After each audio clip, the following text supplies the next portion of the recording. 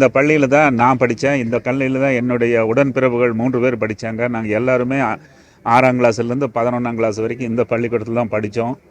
அந்த ஒரு ஒரு படிப்பு தான் இந்த ஒரு பயணத்துக்கு முக்கியமான காரணம். அப்புறம் எந்த ஒரு பணக்காரன் ஆகிட்டான்னா சாப்பிட்றது தான், தூங்கிறது தான் அப்படின்னு இருக்கிறது ஒரு எண்ணம். நான் நினச்சேன், நான் சம்பாதிச்சதில் 1% மக்களுக்கு திருப்பி கொடுத்தாலும் அதே பெரிய அமௌண்ட்டுன்னு. இது 2.5 கோடி இந்த ஊருக்கு ஒரு பெரிய ஒரு தொகை தான். இருந்தாலும் என்னை பொறுத்தவரையில் இதை பண்ணணும், முதல்ல 50 லட்சத்தில் பண்ணலான்னு ஆரம்பித்தோம். அப்புறம் கை தொட்டதுக்கு அப்புறம் தான் தெரிஞ்சது இன்னும் செலவு செஞ்சால் தான் இது ஒரு மன நிம்மதியை கொடுக்கணும். ஸோ ஃபைனலாக ஒரு 2.5 கோடி ரூபா வரைக்கும் நாங்கள் இதில் செலவு பண்ணியிருக்கிறோம். இதை நான் கொடுக்கறதே என்னுடைய மன நிறைவுக்காக தான் கொடுத்துருக்கேன். இதை கொடுக்க சொல்லியோ, இது வேணும்னு சொல்லியோ, பள்ளியோ இல்லை அரசோ யாரும் என்னைய கேட்கவும் கூட இல்லை. எங்கள் அத்தா பையன் ராஜா கவுண்டர் இருந்தார். அவருக்கு பெரிய பொண்ணு பேர் மணின்னு பேர். அது நான் தான் இடுப்பில் வச்சு பழப்பேன். அந்த காலத்தை குழந்தைகளுக்கு கடிச்சு வச்சிடும். கோபம் எங்களுக்கு கடிச்சு வச்சிடும். இது எங்களுக்கு தெரியுமான்னு தெரியல. குழந்தைங்களுக்கு பிடிக்கிறான்னு சொன்னால் தப்பு நாய்க்குமே கடிச்சு வச்சிடும். அது பழகெல்லாம் அந்த பொண்ணு கடிச்சு பல்லெல்லாம் பதிக்க அந்த மாதிரி பண்ணும். அது வந்து இப்போ ஊர்லேருந்து எங்கள் மாமன் பையன் வந்தான். இப்போ கிராமப்புறங்களில் இப்போ இந்த காலத்து வீட்டில் எதுவுமே கிடையாது. கிராமப்புறத்தில் வழிபோக்கில் உட்கார்றதுக்காக வீட்டு வாசலில் 2 திண்ணைகள், அதாவது 2.5 அடிக்கு 2 அடிக்கு ஒரு திண்ணை, கதவு வெளியில், அதாவது 2 பேர் உட்காந்து பேசலாம், பெஞ்சு போட்ட மாதிரி இருக்கும். அதில் அந்த திண்ணையில் வந்து ஒரு திண்ணையில் நான் பம்பர் ஆட்டினேன். பம்பர் அந்த 2 அடிக்கு 2 அடிக்கு பம்பர் நிற்கணும், அங்கே யாருக்கு வெளியே கொடுக்குறாரு. எங்கள் மாமா பையன் அந்த திண்ணையில் பம்பர் ஆட்டினான். அவன் முதல் வந்திருக்கான் இல்லையா, அவனுக்கு கண்ட்ரோலாக போய் அந்த பொண்ணுக்கு சொன்ன பம்பர் ஆடுறேன் கண்ணில் பட்டுறதுன்னு சொன்னா கேட்கணும், நீ விட்டு போன்னு சொன்னா அது நான் ஏன் போகணும் அப்படின்னு. இந்த பொண்ணுக்கு 10 வயசு இருக்கு. இப்போ 2வது தடவை அவன் லட்சுமணன் வந்து பம்பரத்தை விட்ட உடனே அது போய் டப்பு திண்ணையில் பட்டு நேரம் வந்து கண்ணுக்கு அடிச்சிச்சு. பம்பரத்தோட ஆணி வந்து இந்த கண்ணு அடிச்சு பெண்ணு உடனே சும்மா வாய் தந்தாலே மூட மாட்டான். இப்போ அடிபட்டுக்கு ரத்த வளம் என்னாங்க, திறந்த வாய் கூட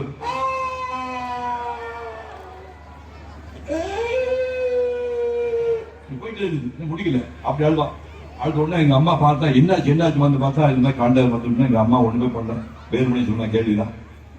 பாலானவனுங்க கத்தாழ நாட்டுல அடிவாங்க. யாருக்கு கத்தாழ நாடு தெரியுமா? கத்தாழ உரிச்சி போட்டுவாங்க வீட்டுல. அந்த உரிச்சி போட கத்தாழ நாட்டை அடி வாங்கிங்களா? நான் அடி வாங்கிருக்கேன். கத்தாழ நாடு வந்து ஒரு 5-6 பேர் தான் உரிச்சி போட்டுப்பாங்க. அந்த கத்தாழ நாடு வெயில் காய்ச்சிட்டு இருக்குது.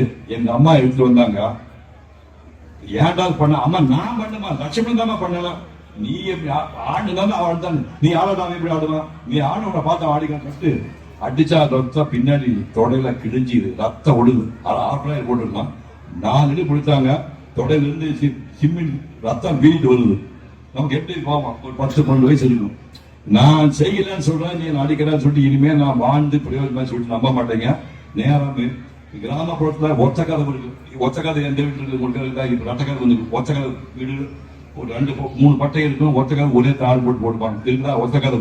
அந்த ஒத்த கதவு மேல ஏறி பரன்ல சுருக்கு போட்டு கையில் தர்றேன். நான் உயிரோட மாட்டேன், தற்கொலை பண்ணிக்கன்னு சொல்லிட்டு மேலே போனா நம்ம அட்டாரின்னு சொல்லுவாங்க, பரன் சொல்லுவாங்க. நேரம் அந்த ஒரு கதவு மேல ஏறி அந்த மோகிட்ட பிடிச்ச உடனே எங்க பெரியமாவும் எங்க அம்மா சேர்ந்து 2 காலம் பிடிச்சி தற்கொலை பண்ணி போறேன். 2 காலம் தொங்குறாங்க. அந்த 2 குண்டு பொம்பளைகளை தாங்குற அளவுக்கு நான் பிடிச்சிக்கிறோம். எவ்வளவு ஸ்ட்ராங்கா தெரியுமா? பிடிச்சி உள்ள செத்து போவாங்க. உடனே தகராறு பண்ணி அப்புறம் வந்து ஒரு 10 நிமிஷம் இழுத்து போட்டாங்க. இழுத்து கீழே போட்டதுக்கு அப்புறம் நான் ரொம்ப ஊர்லயே ஒரு புச்சாதி பையன் நான். எங்க பெரியமா வந்து எங்க அம்மா சொந்தாக்கா. அவங்க சொன்னாங்க, ஏண்டா சாமி ஊருக்கெல்லாம் புத்தி சொல்ற பையன், நீ பண்ணிட்டியாடா என்னடா அப்படின்னு சொல்லிட்டு, நீ ஏதாவது ஆசை போசம் போய்தான் நாங்கள் உயிரோட எல்லா பிரயோஜனம்ட்டாங்க. அந்த கோபமெல்லாம் முதல்ல திங்க் பண்ணி பார்த்தா இதை விட முட்டாள்தன வாழ்க்கையில் எதுவுமே பண்ண முடியாதுன்னு நினைச்சு நைட்டு போற அழுதேன். ஒவ்வொரு வெள்ளிக்கிழமையும் பெரியமா தோட்டத்துக்கு போவேன். போனோம்னா அது பிரச்சனை ஆகி போயிட்டு 6 மாசம் தோட்டத்துக்கு போவே இல்லை. இப்படி வந்து புக்கிலே எழுதியிருக்கேன். இந்த மாதிரி உணர்ச்சி வசப்பட்டு தற்கொலை பண்ணிக்கு போய் தப்பிச்சேன். நான் புக்கில் எழுதியிருக்கேன்.